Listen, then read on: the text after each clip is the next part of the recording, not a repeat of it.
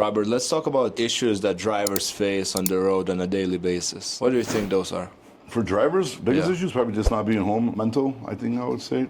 That's probably the number one issue for drivers. If you're young and you're out there, go drive, hustle for the first like 5-6 years, save your money. Then you can do a lot of stuff with that money and then, maybe buy your own truck, maybe just drive local, OTR is like just to build your money up, man. I mean, a lot of people do it for a long time. I couldn't do it, but they do it. I think you should use it as a tool to make a bunch of money and set yourself up. You don't got to get an apartment. You can live in a truck for the first whatever years, save all your money, and then, enjoy it later. Tips and tricks to save money while on the road. What would you do? Would you meal prep? I mean, definitely go buy food instead of just eating out all the time. That's number one for sure.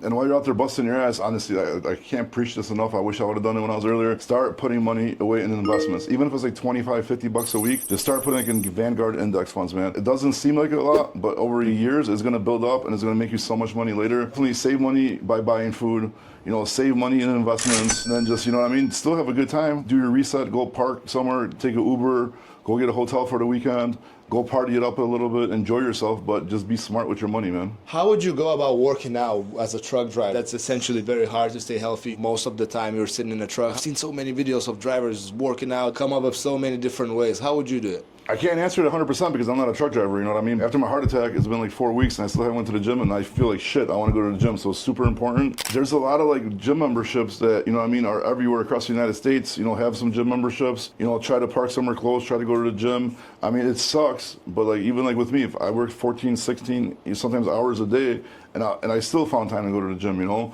So either if you got to do it at your truck, maybe have some equipment, or park somewhere close by a gym, but try to get that in at least like 3 to 4 times a week for sure. Let me ask you this. How to stay sane when being alone for so long, away from your family, somewhere across the country where you don't really know anyone and you're literally going to be in a completely different place in like 12 hours? I mean, it's like easy for me to say like, hey, Like, oh, if I was away from my wife for a little bit, I don't have to like listen to her nag.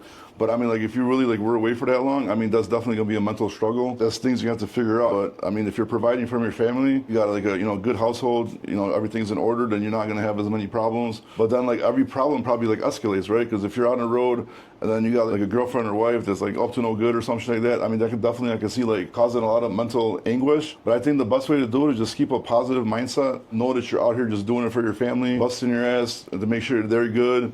And just think about the positive sides. It's easier said than done, but just make sure that who you have, like as your wife or girlfriend, whatever, make sure that they're right for that and not causing you more stress than you already have to go with. Do you think being on the road for so long builds your character? You become mentally strong? A lot of these drivers are pretty fucking weird, I can tell you that. I know a lot of people are gonna get offended by me saying that, but I think like being on the road for so long, being alone, definitely has like, some kind of like does something to your mental state. It's rough, it sucks because a lot of people need to do it to make money, but at the same time, like, you could be in jail just sitting in a cell. I mean, yeah. That's better than being in jail. Yeah, right? You're not. You're making money. You're making money. Yeah, exactly. So just be happy you're making money, I guess. Have you ever considered becoming a truck driver?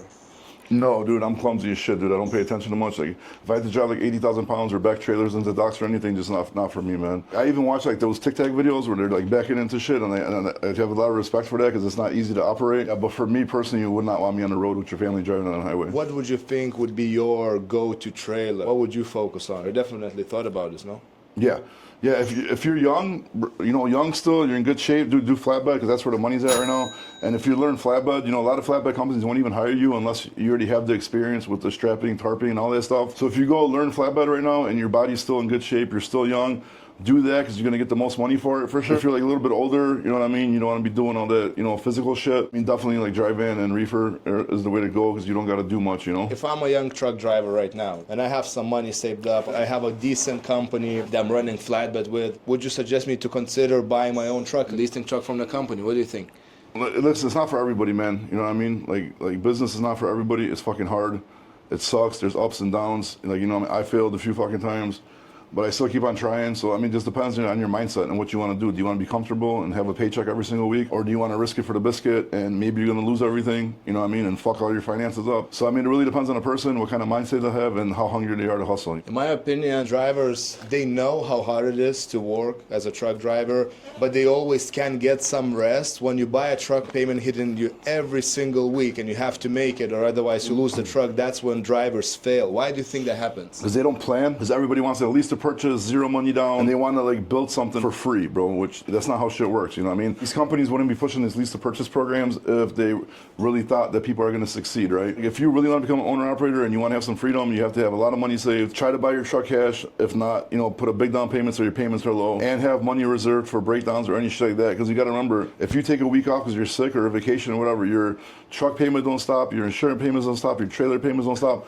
Nothing stops. It keeps going. So you have to be financially like ahead in order to succeed. And then people that do it with no money, dude, you're just asking to fail at that point. In my opinion would be, like I said, just do the financial, like I said it with the truck and everything. Lease onto a good company. And then if you're really serious about opening up your own MC authority number, open it up, put like a pickup truck insurance on it and let it age. Because brokers won't even use you 3 months, 6 months, 12 months, depending on what broker. So you won't even be able to book a load because they won't use you. Hey guys, follow us for more trucking related content. We're here at CDL Agency, help truck drivers find the best opportunities. Stay tuned. Okay, let's go.